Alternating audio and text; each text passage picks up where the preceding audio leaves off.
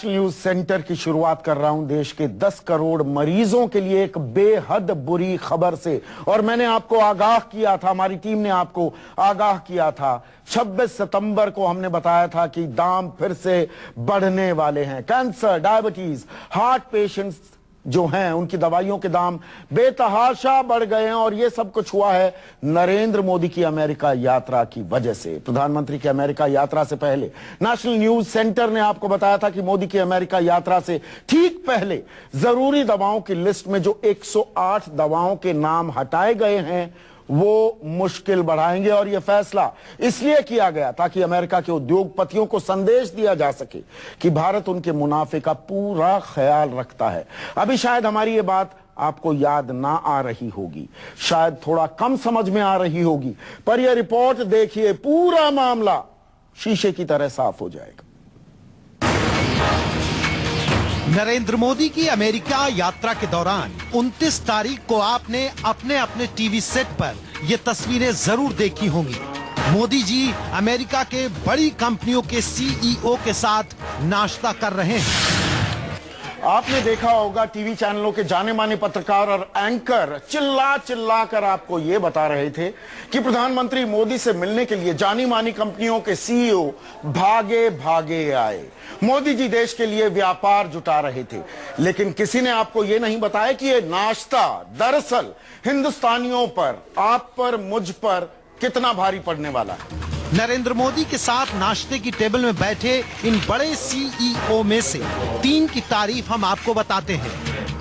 Kenneth सी Fraser, America की दवा company Merck and company के मुख्य कार्यकारी अधिकारी। John C Staley, chairman Hospira pharmaceuticals and medical device. David W McLennan, president Cargill food health and pharmaceuticals company. आप कहेंगे अरे भाई कौन सा गुनाह हो गया, देश के प्रधानमंत्री मोदी देश के लिए दिन रात एक कर रहे हैं और आपको चैन नहीं। अब थोड़ा धीरज रखिए और इस नाश्ते की टेबल पर जो सीईओज बैठे हैं उनकी कंपनियां कौन सी दवाई बनाती हैं उस पर गौर कीजिए। और गौर कीजिए इस बात पर कि यात्रा से पहले इन दवाइयों के दाम क्या थे और यात्रा के बाद अब दाम क्या हो गए हैं। लेकिन उससे पहले इसी खबर का एक और पहलू देखिए। अगर हम कैंसर की बात करें, ब्लड प्रेशर की बात करें, कोलेस्ट्रॉल की बात करें, डायबिटीज, टीबी, इन सब का इलाज करने वाली जो दवाइयां हैं। 26 सितंबर की रात को हमने आपको नेशनल न्यूज सेंटर में खबर दिखाई थी कि दवाई के दाम तय करने वाली संस्था राष्ट्रीय औषधि मूल्य निर्धारण प्राधिकरण NPPA ने 108 दवाइयों को आवश्यक दवाइयों की सूची से निकाल दिया है। नतीजा, बेहद घातक बीमारियों की बेहद जरूरी दवाइयां महंगी हो जाएंगी। इन जरूरी दवाइयों के दाम अब सरकार तय नहीं करेगी, बल्कि दवा कंपनी अपनी मर्जी और मुनाफे के आधार पर तय करने लगी। अब इस असर को समझने के लिए देखिए ये ग्राफिक्स। कैंसर की दवा गेफ्टिनेट जो पहले 5,900 की थी अब 11,500 की हो गई है। कैंसर की ही दवा ग्लेविक पहले 8,500 की थी, वो अब 1,08,000 रुपए की हो गई है। इसी तरह ब्लड प्रेशर की दवाई कार्डिक 5 mg पहले 92 रुपए की थी, अब 128 रुपए की हो गई है। प्लेविक्स पहले 147 की थी, अब 1,615 रुपए की हो गई है। एंटीबायोटिक मॉक्सिसिप 400 पहले 250 की थी, अब 399 रुपए की हो गई है।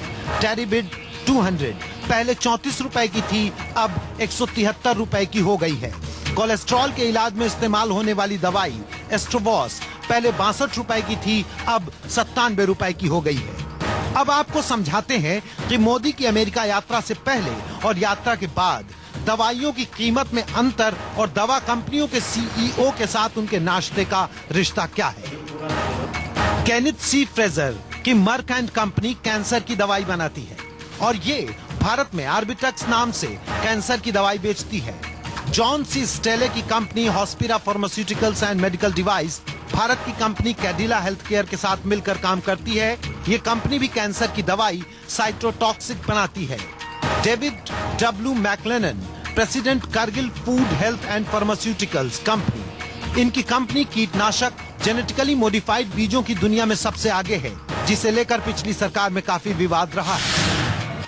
अब तस्वीर साफ हो गई होगी कि नाश्ते की टेबल पर मोदी जी ने दवा की कंपनियों को क्या संदेश दिया और भारत में निवेश के लिए उचित माहौल की क्या तस्वीर दिखाई होगी। यह भी बात आपको समझ में आ गई होगी कि खबर वो नहीं होती जो तस्वीरों में दिखती है, खबर वो है जो हम आपको बताते हैं तस्वीरों के नीचे से निकालकर।